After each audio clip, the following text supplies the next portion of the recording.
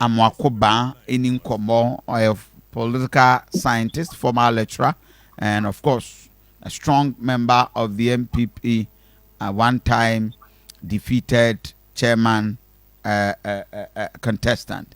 Chairman, Mame Mwache. Nipa onya 18 now been chairman. He said, yeah. Once hoping to be a chairman, always a chairman. Aye. Chairman,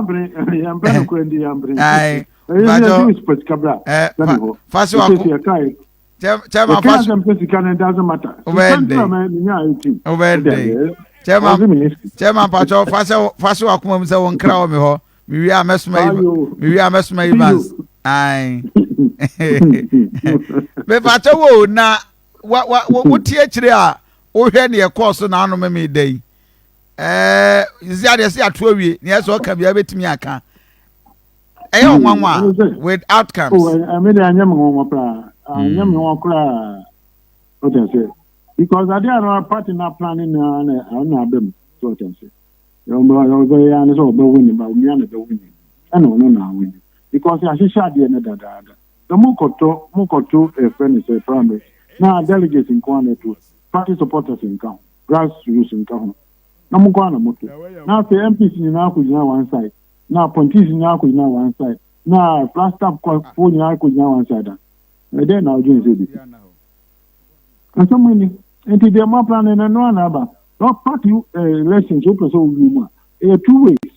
Others are very rigged election. And I saw pataphobia no more but tam ballot box in India. So the second one in the Omo, you know. The one she said Bibia Papa, he has of a cocotam ballot box there. Okay, because the panel is between Omuni Baby or Omode Coto. And one I don't know my and Abanza. And then it's a young one. And you say, I don't know to about Cascata maintenance, as you have about him. And you know, it's not necessary to rake because the arrangement has already been done. I don't know. Okay. But the no crown, enough new information say the more Kotriatica and a more regular, you know, money party now is your myself, Bianco do it. That's still the way Kennedy Timinia was 40%. Almost 40%. That is a warning to Bawumia.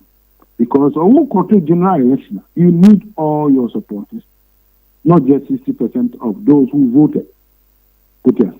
Now, man for both, man for Amoako Baah and 40% and support to it. Let's say, Omo Tinchani, they bring support to it.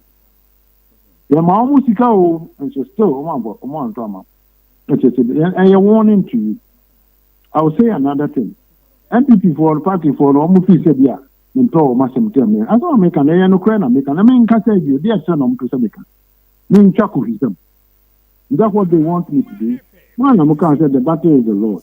The Lord has some to be a Nikuism, you become one Korean. A cannibal Montia, say a cannibal thing.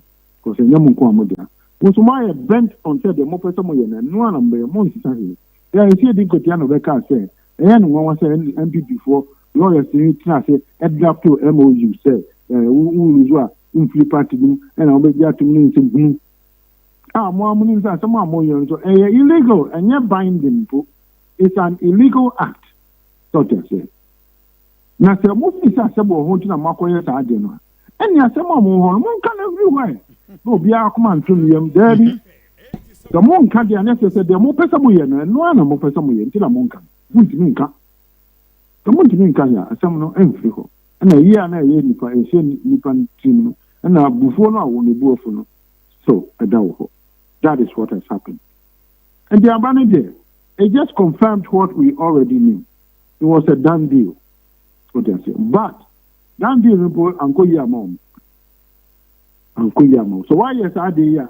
Amunya Maya, the Osamoyana, we should have gotten about 75%. What I say. And so many. And the election there.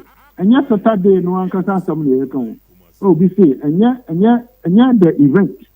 It is the process and Omoyen 419. And the day do say. Wow. Now, share the Akosua going forward, Dr. Bawumia, a dear one year for better reconciliation. Onwa muje obetimaka, but I don't think so. On say acquire party asemu. And you know na party asemu. Ono ye ba for. Party officials na ye. National Council come. Leader of the party come.